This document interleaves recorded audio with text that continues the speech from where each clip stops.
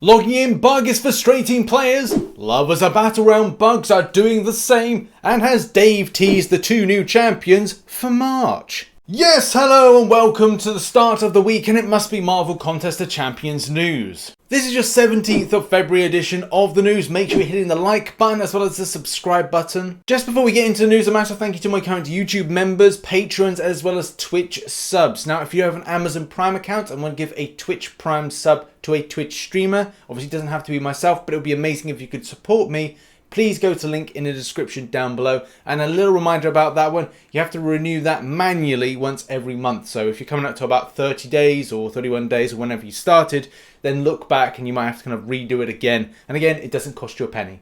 But enough chat, let's get into the news. First story up is something that has been plaguing a lot of players for the last week, and that is login issues. I've had this a lot over the weekend where I've been logged in and I'll just go out for a moment, just say I've got to put the phone on standby just while I do something, and then go back into then find out I've got to re-log in, or I've been logged out the game center, especially on iOS.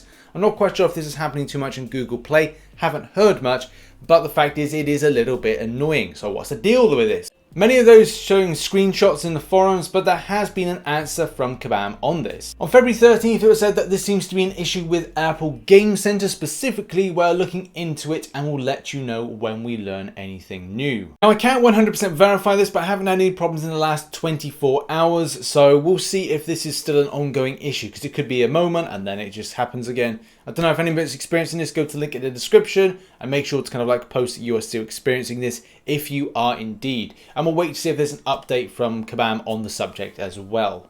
Also, in something quick, updated, kind of chatty news about trading champions, something that people are interested in. But the same thing seems to be pinpointed, that people can abuse a system of trading.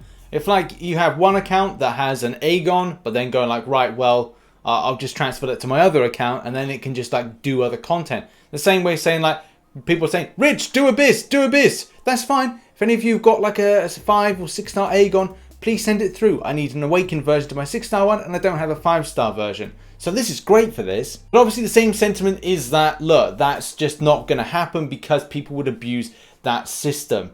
And Kabam Zibit says, hey there, appreciate the feedback, though we don't have any plans for a feature like this at this time. So obviously if you want a trading system, it ain't gonna happen. Next up, and I've had a lot of things in relation to lovers of Battlerealm reported to me, and as well I'm seeing a few things on the forum as well. Problems with the way Head Over Heels works, Power of Love, and so many other things. Here's an example here. So he hits through, goes indestructible, there's a parry there, a little bit of a latency with hitting that in, and then goes for heavy attack, and then goes back to healing again. So that's a weird thing. And again, let's just put this on replay. So the plan is to get the champion as low as possible. Now there we go, there's the parry, there's another parry, there's a heavy attack, and then the champion just regains the health. And it's a very peculiar thing how this works. Now, would you say this is because of the boost not on? No. Now, initially, like myself and many others are probably looking at it going like, I've done this, I don't see there's been too much of a problem, timing is essential, don't try and overpower against X, Y, and Z, and it should be fine.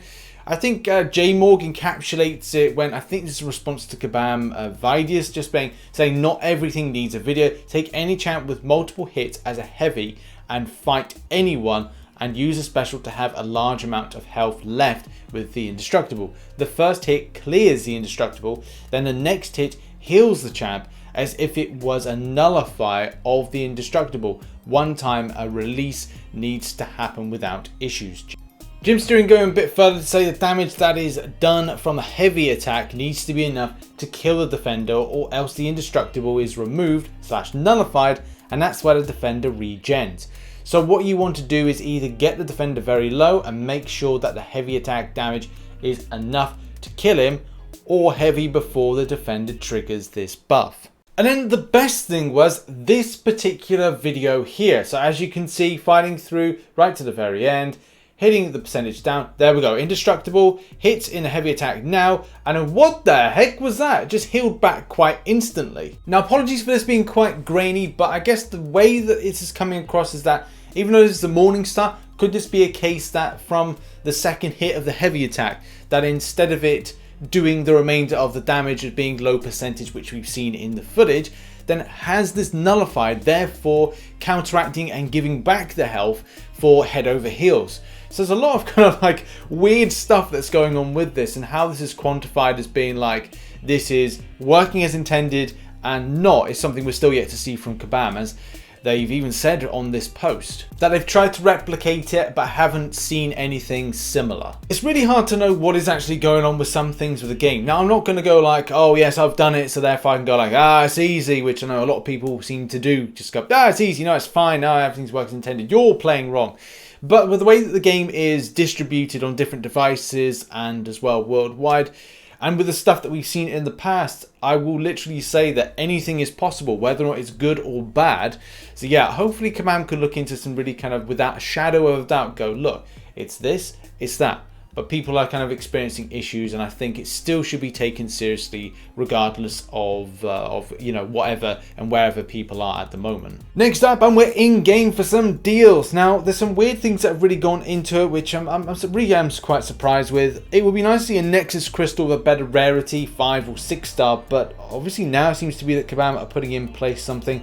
I don't know if this is for a limited run, Nexus Crystals for Grandmaster, and as well for the standard tech ones in the daily deals. And it indeed is confirmed that it is a limited run finishing on February the 29th this month. Also, it looks like we've got some special kind of tier 3 to tier 5 ISO bundles. Not something particularly for me, and I would probably say that for a lot of players they'll just go, nah, we'll take it or leave it. Open up some crystals and you'll probably get the extent that you really need or require. If you're desperate, you will do, but I doubt that there are players this desperate to go for ISO and spend 250 upwards to 1,000 units on this. So this is a no-go in my opinion. Next up, and we're doing arena predictions. All my predictions are down below at the moment. Go and check them out.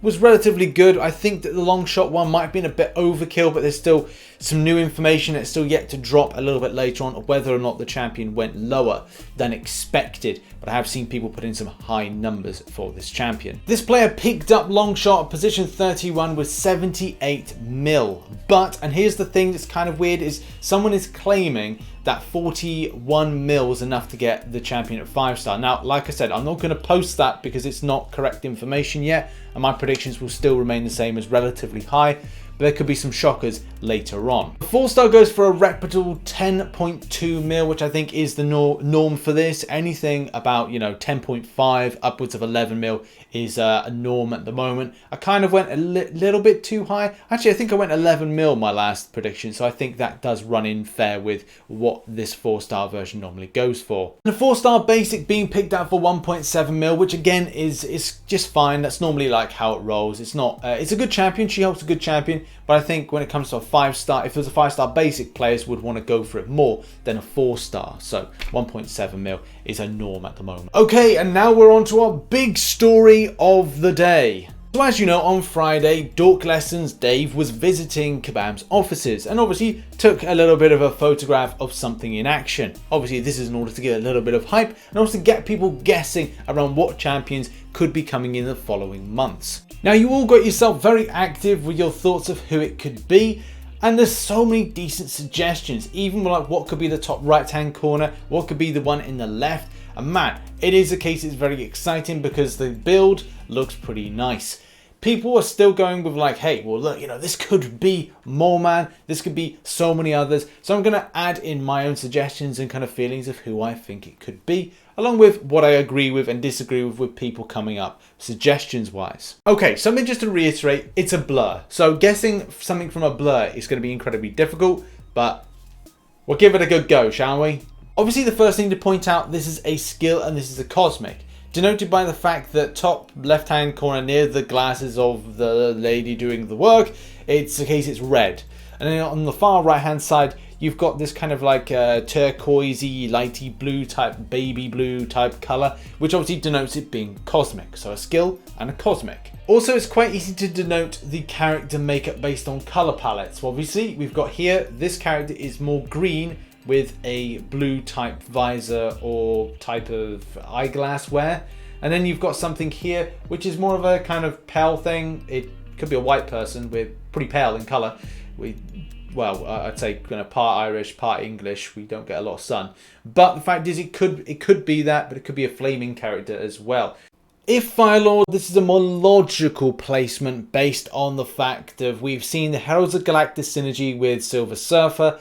Yes, it throws out my theory about it being this new type of Thor, which is very disappointing because I would have loved to have seen a new type of version of Thor that's more powerful. It's more in keeping with, you know, a new age version of Thor, and shows that, you know, Kabam giving a big kind of like nod to modern comics as opposed to old school stuff. So for me, it does feel that this really does pinpoint this actually being Firelord. Yeah, it's kind of exciting to put 3 flaming champions into the game with the likes of Sunspot and Human Torch. So this will be the 3rd one, if this is indeed the case. But to me, it looks like it could be Cosmic. Cosmic ties into that. Yeah, more than likely it is. The color palette pinpoints it to being a flaming champion as well, but the very lighter colors. Now, it certainly isn't going to be anything like Pyro, so let's move on to what the other character could be. Now, with the character having so much of a big face, like it looks like it's like the, what was it, the troll face with some blue glasses on. First of all, when I looked at this, I thought, oh, is this going to be something like Scorpion? But the more that you look into it and the big face, it is screaming out of a different option. Now, it's got to be Mole Man. It just looks like it should fit. Everything just looks like it would fit so much for that. The bigger head, the character, the green for a start. Also think in this stance that the character is actually in a block stance.